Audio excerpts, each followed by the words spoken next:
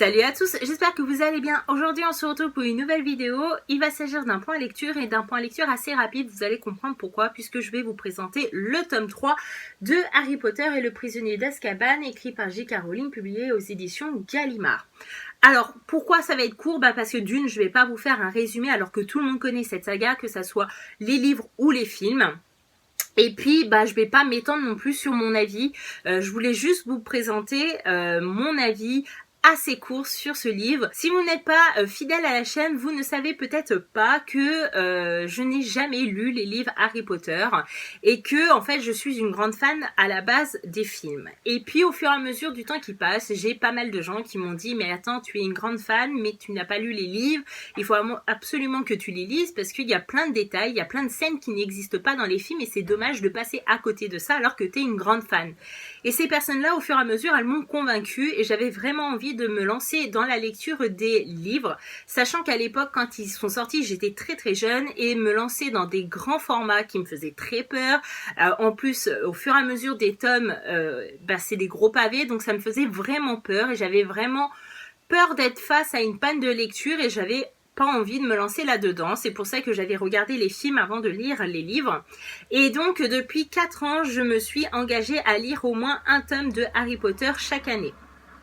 L'été dernier, donc en août 2019, j'avais commencé celui-ci et en fait, si vous avez vu certaines vidéos, vous avez pu voir que durant l'été 2019, j'ai eu une panne de lecture, ce qui fait que en fait, ce livre, je l'ai un petit peu abandonné, j'étais à un tiers de ma lecture et en fait, j'étais pas dans le truc, j'avais pas envie de lire, que ça soit Harry Potter, que ça soit d'autres livres. Alors pour certains, c'est assez étrange parce que justement ils font référence à Harry Potter pour sortir d'une panne de lecture, mais moi j'étais vraiment dans une panne de lecture où rien ne pouvait me sortir de cette panne et que en fait j'avais déjà pas l'envie de lire. Donc déjà de sortir d'une panne quand on n'a pas envie de lire, c'est un petit peu compliqué et du coup j'avais préféré de le mettre de côté et de le continuer plus tard et puis je me suis dit allez reprends-le. En plus de ça il y a les films qui sont en train de passer à la télé au fur et à mesure des semaines.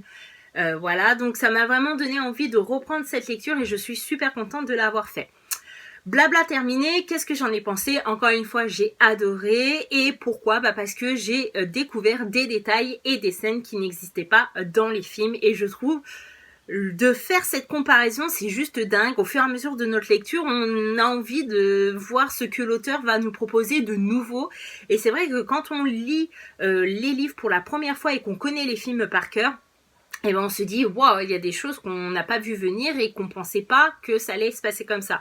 Un petit exemple, ici par exemple, le personnage de Cédric qui apparaît dans le 4e film avec la coupe de feu, et dans ce tome-là, il est présent. Alors peut-être que c'est un petit rôle secondaire, il n'est pas ultra présent, mais on commence à faire connaissance avec Cédric dans le tome 3 et non pas dans le tome 4, comme on pourrait le penser avec les films. Et j'ai trouvé ça super chouette de le découvrir. Il y a des scènes encore dans ce livre qui sont différentes des films, mais voilà, personnellement, c'est un grand plaisir à chaque fois de faire cette comparaison entre les livres et les films de la saga Harry Potter et je compte pas m'arrêter là et je compte bientôt du coup lire le tome 4 qui est du coup mon film préféré, donc j'espère que ça sera mon tome préféré concernant les livres. Et voilà, ce point lecture est enfin terminé. J'espère que cette vidéo vous aura plu.